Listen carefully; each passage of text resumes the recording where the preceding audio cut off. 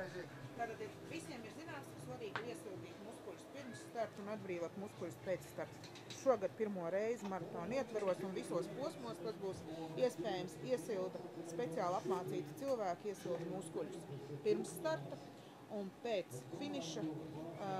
Muskuļi arī tiek sagatavoti, atbrīvoti. Šim procesam tiek izmantotas sportistu aprindās ļoti pazīstams smērs no akilēņas līnijas starts un relaks. Process nepaņem daudz laika, bet toties efekts ir zināms un jūtams. Es domāju, ja šiem cilvēkiem mēs pajautātu, vai viņi lieto startu un relaksu savā dienā, tad es domāju, ka atbildi būtu noteikti.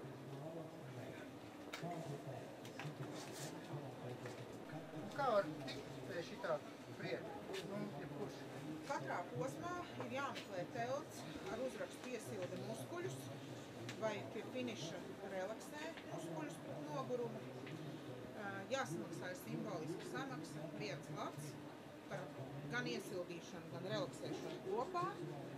Un jānāk ir pie masierēm, lai viņas pabeidz šo darbu līdz galam.